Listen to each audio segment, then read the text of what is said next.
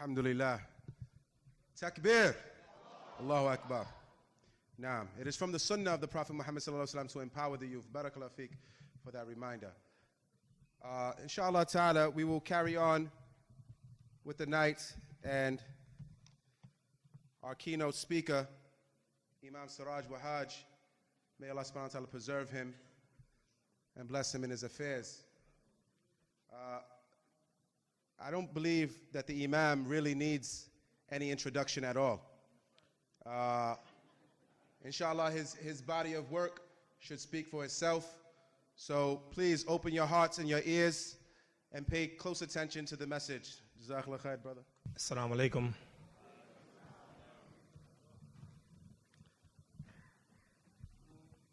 Bismillah ar-Rahman ar-Rahim. Alhamdulillah. Ashhadu an la ilaha illallah wahdahu la sharika lah. Ashhadu anna Muhammadan abduhu wa rasuluhu amma ba'd. Imam Abdullah Farooq, Imam Yasir, my good friend, the wonderful Dr. Ali, I saw him earlier. May Allah bless you, brother. Brothers and sisters, I am grateful to Allah to have the privilege to address you tonight for a few minutes. I want you to listen carefully. What we want to talk about today to make America a better place. It's not going to happen with slogans. It must be accompanied by action, policy, deeds, practice. Last year, you might have heard of a 70-year-old man in Kansas City. Went to a bank and he gave the teller a note saying, "I have a gun, put money in the bag." And the teller put about $3,000 in the bag. This 70-year-old man in Kansas City, instead of going out of the bank, he goes to the lobby and he sits down. And within a few minutes, the police come. And of course they came. The precinct is like a half a block from the bank.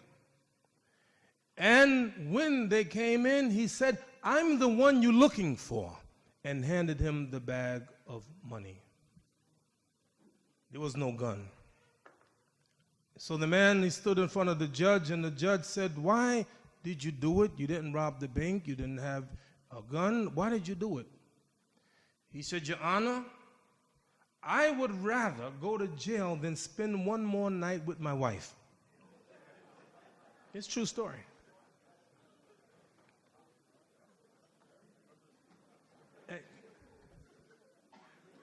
And you know something? He was just sentenced recently.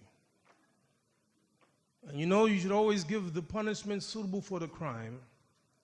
So the judge gave him 6 months home confinement.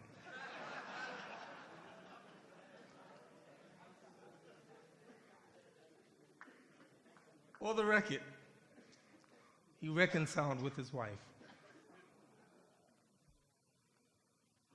Tonight we're asking the question, how can we make America better? It begins with an accurate assessment. It means that you have to take a good look at yourself. I have a great doctor. Every time he sees me, he's so positive. He says, "Mr. Wahhaj, your pressure is good.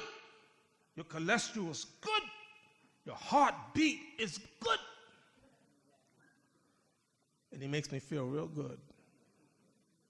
But I'm like this, "Doctor, give it to me straight. I'd rather you tell me the truth so that whatever it is, I can deal with it. I can work with it. I can be better. But if you lie to yourself, thinking that you're great when you're not great. Tonight, I want to quote a man, perhaps the greatest historian of our time. His name is Arnold Toynbee, British historian. Wrote a 12-volume book, The History of the World. And listen to what he said. Sooner or later, man has always had to decide whether he worships his own power or the power of God. And this is the one I want you to focus on. He said, he's not a Muslim. Of the 22 civilizations that appeared in history, 19 of them collapsed when they reached the moral state that the United States is in now. He died in 1975. So the condition now is worse than it was then. What is it about our civilization? He said, civilizations die from suicide and not murder.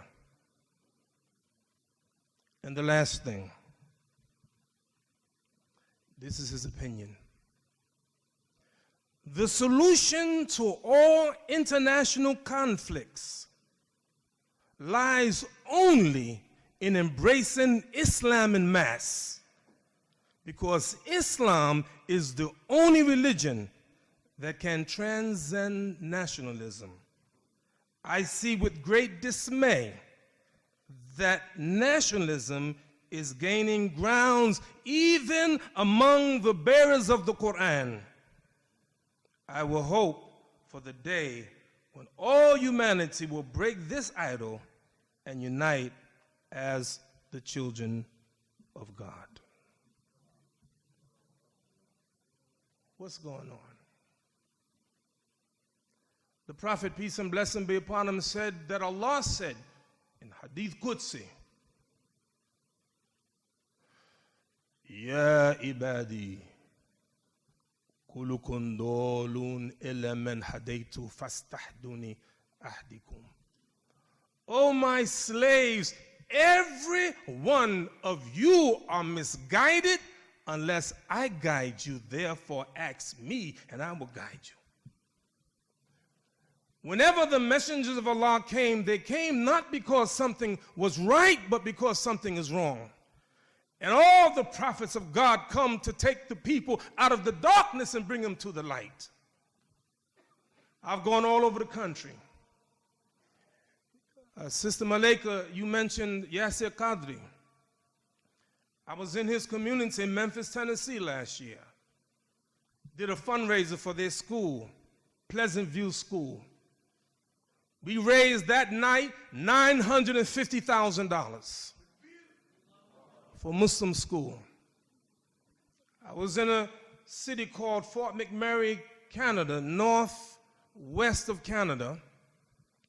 We had a fundraiser for the expansion of the masjid, but the fundraiser wasn't in, a place, a banquet. It was Jumu'ah prayer. Had a fundraiser at Jumu'ah prayer. We raised $1,250,000 for the expansion of the masjid in Jumu'ah prayer. I just returned from Kenya.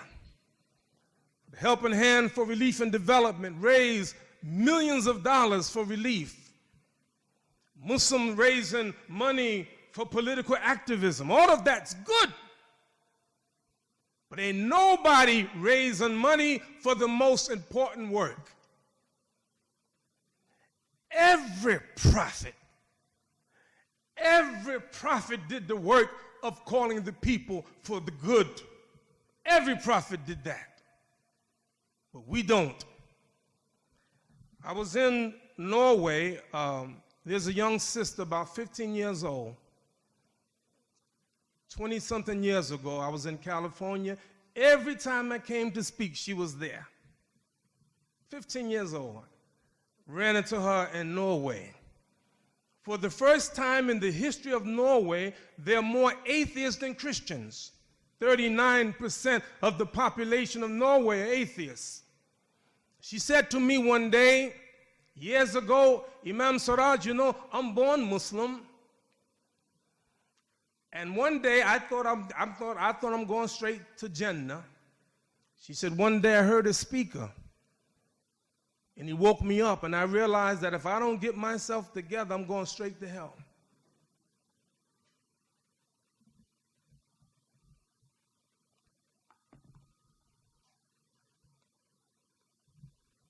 I painted a picture years ago of what I thought the society was.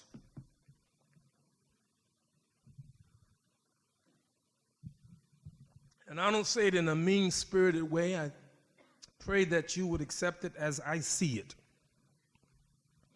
The society as I saw it then was like a car speeding down a steep mountain full of ice and snow with brakes that don't work, driven by a blind man, high off of drugs.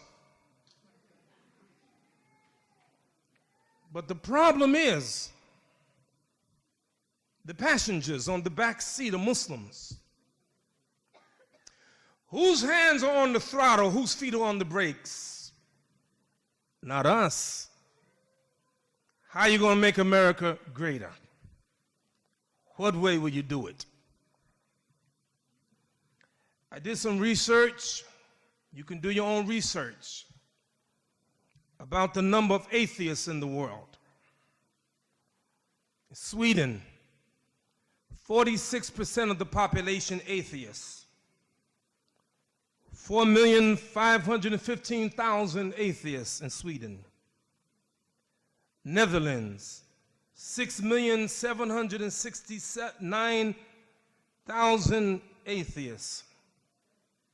United Kingdom, 25,920,000 atheists. France, over 27 million atheists. Germany, over 30 million atheists. Japan, over 58 million atheists. China, 1,029,000,000 atheists. And all over the world, people are turning away from God. We're not somebody different than the prophets that came before. You have to help me. There are prophets that are mentioned in the Quran, but since these prophets were in English, we have the name in Arabic, so I say the name in Arabic, and you tell me the name in English. For instance, Isa, Jesus. Do you know? If you know any Muslims with the name of Isa, Jesus, raise your hand. Good, look around. Musa, Moses. You know any Muslims with the name Moses, Musa? Harun, Aaron. No Muslims with the name Aaron? Sulaiman, Solomon, Dawood, David, Ayub, Job, Yunus, Jonah, Zachariah, Yusuf. Tell me something about these prophets that I just mentioned. All of these prophets that I just mentioned that's in the Quran, do you love them? Do you really love them? You name your children after them, don't you? Every prophet that I just named from the children of Israel. Go study it. What are you saying? I'm saying we ain't got no issue with ethnicity and color and tribes and all of that. Look at me. I'm a black man, and you know what? I love being black. I can't wait to wake up every morning black.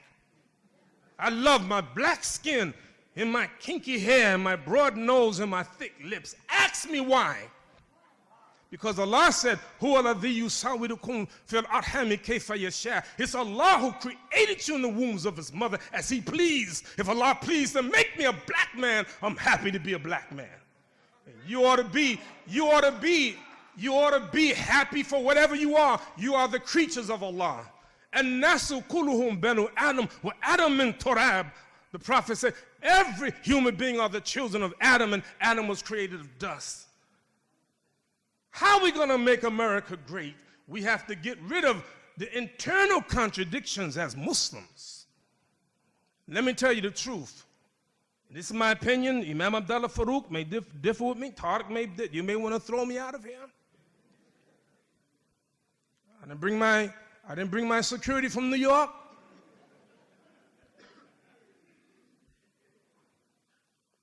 I don't care what these people do. They can do whatever they want to do. I don't blame them. I blame us, and let me tell you why. A few things. I've always believed that when people know better, they do better. Often. And this is why the Prophet said that there was a prophet that was beaten by the people so much that his face began to bleed, and he wiped the blood from his face and said, Allahumma ikfir li qawmi fa innahum la ya'lamun. Oh Allah, forgive my people because they don't know. Ever hear of Noah? Noah. In the Quran, how long did he preach? It's in the Bible and the Quran. How long did he preach? 950 years. This man, 950 years. Rabbi inni da'awtu qawmi laylan wa naharan. Oh Allah, oh my Lord, I call these people night and day. Fast forward, Yom al-Qiyamah. The Prophet, peace and blessing be upon him, said that Allah would bring Noah and his people. And the first one he would ask the question is to Noah. Hal balagta? Did you convey the message?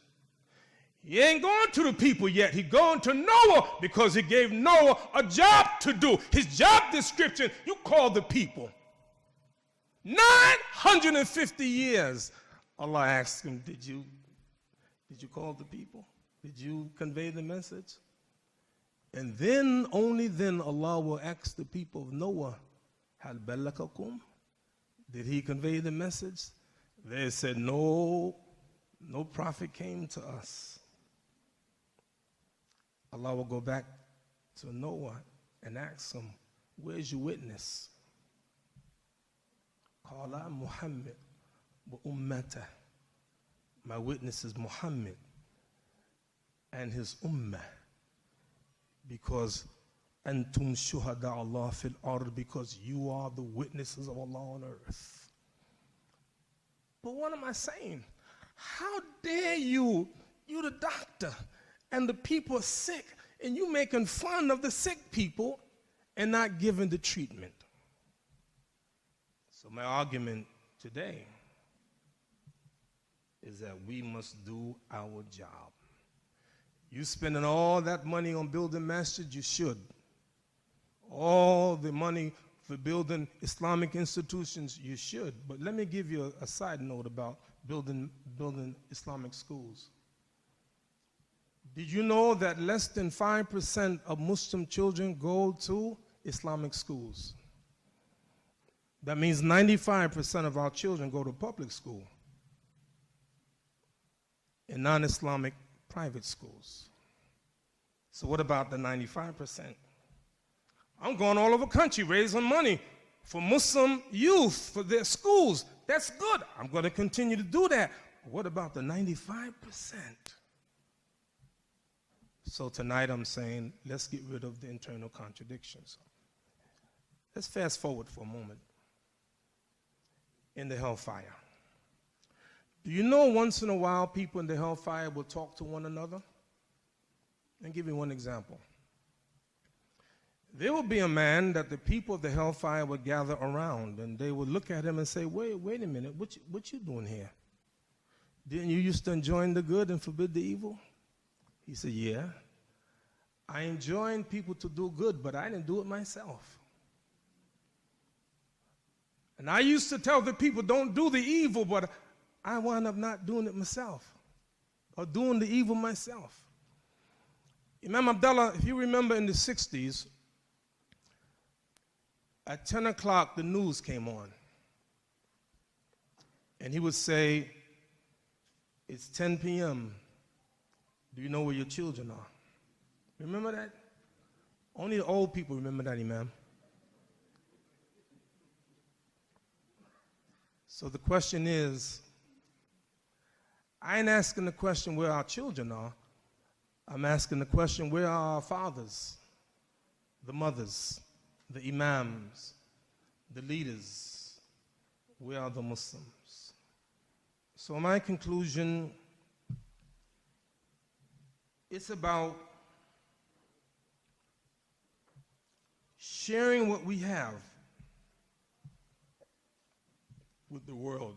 You know, Harvard Law School, one of the most prestigious universities in the world, have at the entrance of the faculty library an ayat from the Quran saying one of the greatest expressions of justice in the history of the world. O you who believe, stand out firmly for justice as witnesses for Allah, even against your own self. But the question is, are we going to be the upholders of that? I finish with this.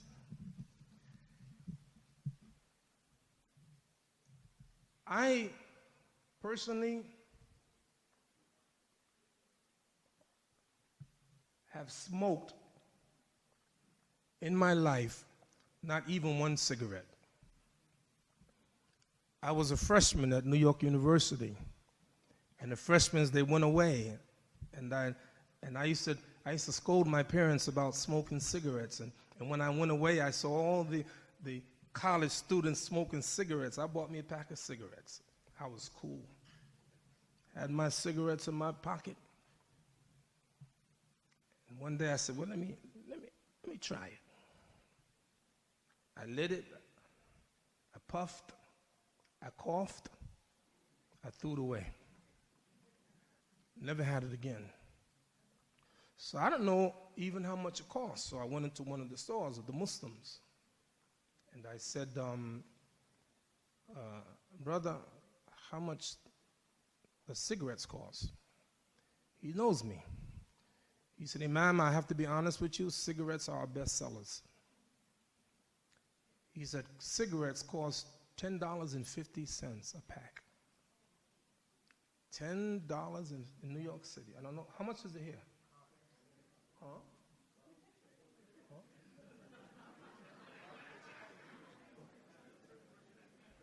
Huh? Or now you don't know.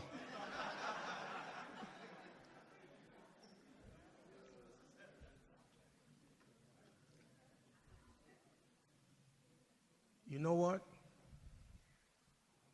We got to be people principle. We got to say, I'm not going to sell it because it's haram. Some of you may speculate. Cigarettes ain't haram. It's makruh. No, it's haram. If you don't believe me, you get the book, Fatawa Islamiyya. These are the fatwa from our scholars. They say it's haram. If you doubt, consider this. Every year, over 600,000 Americans die as a result of smoking cigarettes. The World Health Organization said that at the end of the 21st century, 1 billion people would have died as a result of smoking cigarettes. Did you hear what I just said? Suicide.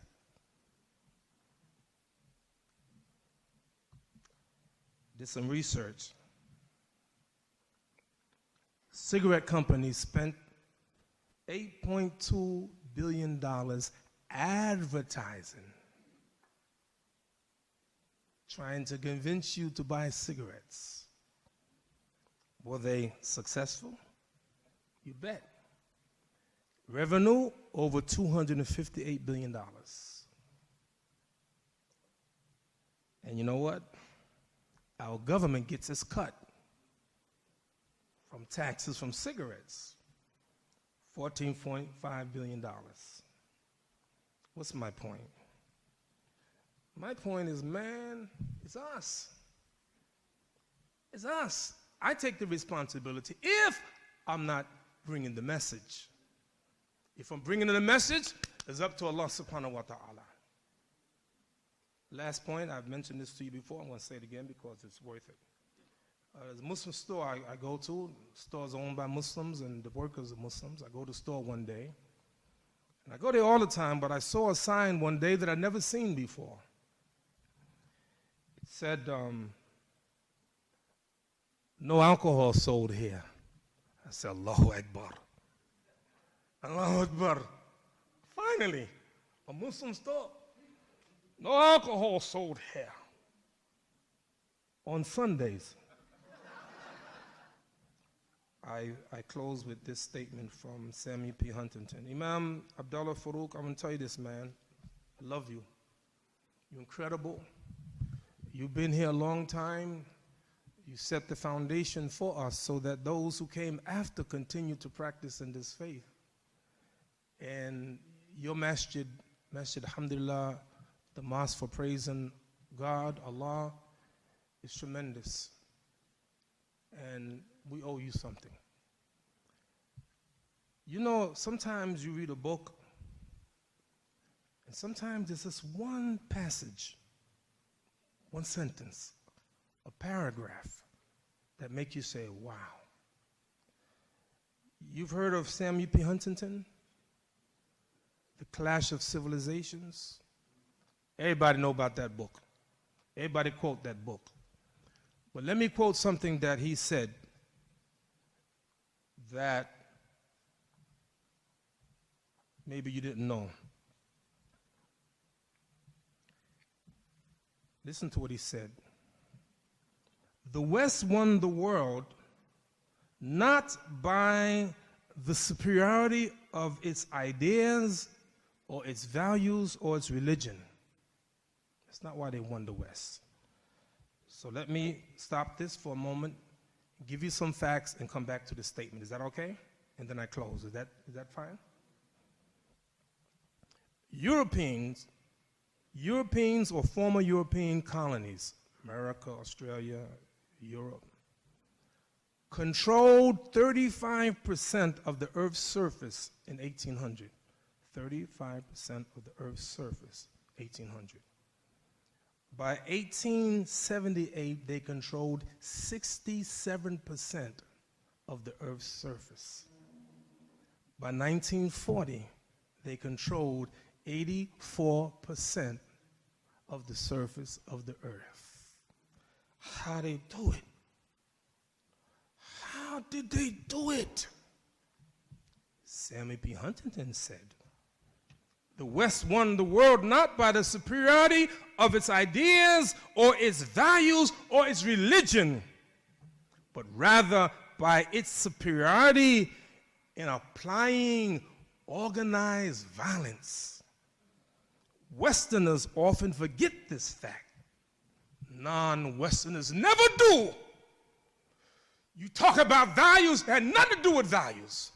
It had everything to do with power, armaments. This is why our nation, we spend more money on military than the next 7 nations combined. I want to be a nation of justice. I want to stand up for justice and peace.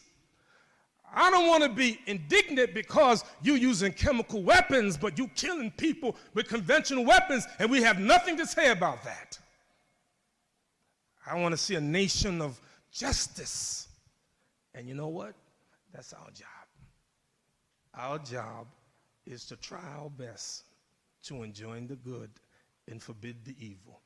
And it cannot be done with violence. I agree with John F. Kennedy. He said, those who will make peaceful revolution impossible will make violent revolution inevitable. No, we are the bearers of peace. Imam, you have a goal of $150,000. We pray that you get it. But Imam, I got some good news for you. Can you stand some good news? You got the $150,000. That's the good news. The bad news is that it's still in your pocket.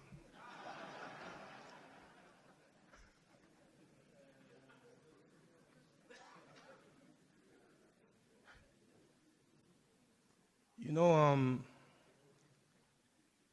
Imam, you know what? I've come to the conclusion, after being on this planet more than a half a century, that everything is about Allah. I was in Scotland. I was doing a training program, a da'wah training program. And all of us, we broke out and started singing the song, my favorite song of Native Deen. You know the group Native Deen? You never heard of them? My favorite song, and they have it on the album, Imam Siraj's favorite group, Native Deen, his favorite song, Are You Doing It For Allah? What are your intentions? Are you doing it for Allah? Imam, tonight we do it for Allah. I believe that there are people here, and only Allah knows, you see, fundraisers are imperfect, because only Allah knows how much you have. He knows how much we have in the bank, how much we have in our pockets. I was hoping, Imam, that there would be at least 5 people who will make a contribution of $5,000. I know this community. I've been around this community for years. Very, very generous. I'm asking you to be generous tonight. And really, we're not saying that we're going to get all the $150,000 tonight, but inshallah, that's the goal. I will help the Imam, inshallah. 5 people, $5,000. Khamsa, 5. Bunya al-Islam ala khams. Islam is built on 5. Can I get 5 people commit themselves, organization, masjid, to say, you know what, Allah blessed us. Imam Abdullah Farooq has done a magnificent job. Masjid alhamdulillah, been here forever. And we like to donate $5,000. There has to be someone to start it. Don't give it out yet. Huh? Allahu Akbar. Brother, may Allah bless you the best of this life and the best of the hereafter. Say Ameen. Brother, don't take it yet. Don't take them yet. Not yet. Brother, thank you so much. That's one, but I want one other to match. I want 5. I think you have the ability to do $5,000. And Allah knows best. But you know what? It will be a testimony of the work that they have done over the years. Who else will give $5,000? A masjid, an organization, a group, a family, a table. Who would match my brother? Anyone? MashaAllah. Islamic Center of New England, sharing where we are tonight, who hosted us, $5,000. May Allah bless you the best of this life and the best of the hereafter. Say Ameen. But I want more. I want more. 2 is good, but I want more. And not only do I want more, I don't want you to hesitate. If Allah blessed you with it, give it. Will be the third one, $5,000. Imam, it's going to take another couple of minutes. I don't do long fundraisers no more. Anyone else? 5,000? Tayyib, alhamdulillah. Alhamdulillah. You're going to be surprised in a minute, Imam. I'm going to show you something, inshallah. All right, you can't do $5,000. Yes? 5,000? May Allah bless you the best of this life and the best of the hereafter. Say Ameen. That's 3. 3 is good. But it would be nice if you can get just one more. One more. Boy, I see my brother getting up. You getting up like you ready, man. You ready to go in your pocket. You got that look. I'm reading your eyes like you ready. Yes? $5,000. May Allah bless you the best of this life and the best of the hereafter. Say, I mean. I need one more 5. Yes, number 5. May Allah bless you the best of this life and the best of the hereafter. Say, I mean. 5 is good. But I used to be a Christian. And I read something in the Bible. I read it in the Quran that God created the heavens and earth. How many days? 6 ayam in 6 days. If God created the heavens and earth in 6 days, how you going to stop at 5? So I need one more. I need one more. Brave. Say yes. This is for Allah. This is for the brothers who made the foundation. So that we can come and we can practice our deen. These brothers, night and day, and sisters, night and day, they practice their faith. Now we owe them something. Who'll be the 6th one to give $5,000? Just one more, and then we can go. Did you have dessert yet? You want dessert? It's going to cost you $5,000. One more. One more. Sisters, let me ask you a question. How many sisters got more than 2 pairs of shoes? Raise your hand. No, this is not a bad thing. You just raise your hand. How many got more than 5 pairs of shoes? Raise your hand. Come on. Allahu Akbar. Good. How many got more than 10 pairs of shoes? Raise your hand. Allahu Akbar. It's good. No, you good. One more. How many have more than 20 pairs of shoes? Raise your hand. Yeah, right. It's our secret. The reason I say that is to point to you that the average American woman have more than 20 pairs of shoes. Allah's blessed us. I went to Kenya. I know poverty is. I visit the home of orphans, and their home is about this size, the size of the stage. 1 bed. Some of them have 1 bed and 1 chair. And when I went into the homes, they invited us to the homes. I said, well, where's the bathroom? Ain't no bathroom. You got to go outside to the community bathroom. Where's the kitchen? Ain't no kitchen. You know, you turn on the faucet, you drink water, they got to go to a well that we built. How grateful we are to Allah subhanahu wa ta'ala. Let's show our gratitude. Who'll be the 6th one to give $5,000? And then I move on. One more? Tayyib. I'm going to take. Tell me, man, who to make it to? Mosque for the praising of Allah. Make the checks. Mosque for the praising of Allah. Mosque for the praise. Make the checks. Mosque for the praising of Allah. 2 more, I ask you. Push yourself for $2,500. You will benefit. Tariq have taught us how we will benefit. All that we donate to the masjid and the work that they're doing, feeding the poor and all the work that they do. Who will give a donation of $2,500? Raise your hand. $2,500. Good, there's one. Sister, may Allah bless you the best of this life and the best of the hereafter. Say Ameen. Wahhaj. $2,500. Allah's watching us. 2,500? 2,500? Okay. Not a problem. Imam, this is the surprise. Inshallah, in the next minute, we're going to create some history. Imam Abdullah Farooq, I found out that there's something magical about the number 20. Something magical about the number 20. Sheikh mentioned barakah. Sometimes you give a little, and there's barakah in it. The rest of you, I want to give $20. I want to count. How many people here, Imam? About. I want 100 people. I'm going to go around and count to commit themselves to $20. I'm going to count to 3, and I want to count at least 100 hands. 1, 2, 3. 67, 67, 68, 69, 70, 71, 72, 73, 74, 75. Allahu Akbar.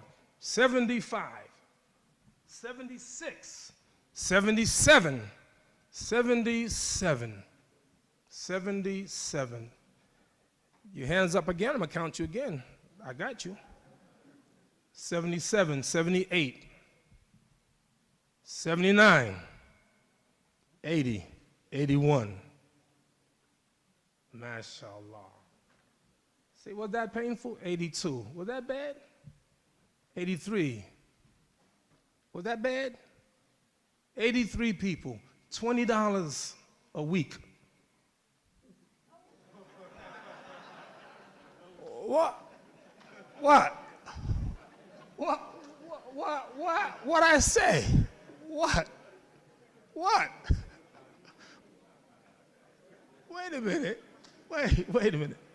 Wait a minute. Wait a minute. Wait a minute. Wait a minute. No. Stop it. Stop it. I'm not telling you have to do it. I'm not telling you have to do it. I'm saying that Allah is so magnificent that if you make intention to do it, He gonna write it down as a good deed. If you try. If you try. Those of you who raise your hand for $20, give the $20. But if you can do it for a month or a year, do it. Do it. And I'm telling you something, brothers and sisters, wallahi, you will never regret it. Imam, we don't know how much we raised today and how much people gave in secret. But whatever it is, we thank Allah for it. I wanted to read something, a sentence from this book.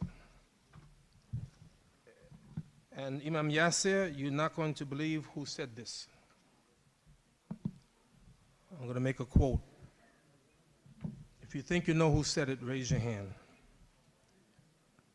I close with this, please. Added to this internal confidence was the fact that Muslims enjoyed outstanding success during their first 6 or so centuries. To be a Muslim meant to belong to a winning civilization. This pattern of success started at the beginning in AD 622. Muhammad fled Mecca as a refugee, then returned there in 630 as its ruler.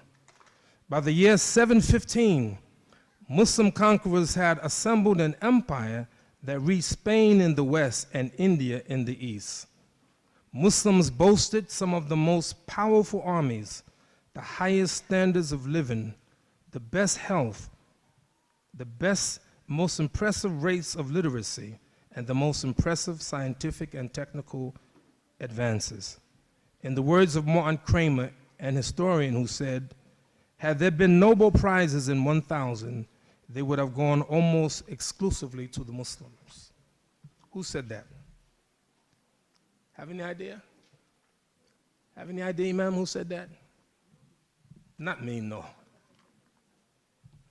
Believe it or not, Daniel Pipes, one of the biggest critics of Islam, he said it. Have faith and confidence with what we have. The Quran and the Sunnah, I agree, will make America a better place. Thank you. Assalamu alaikum.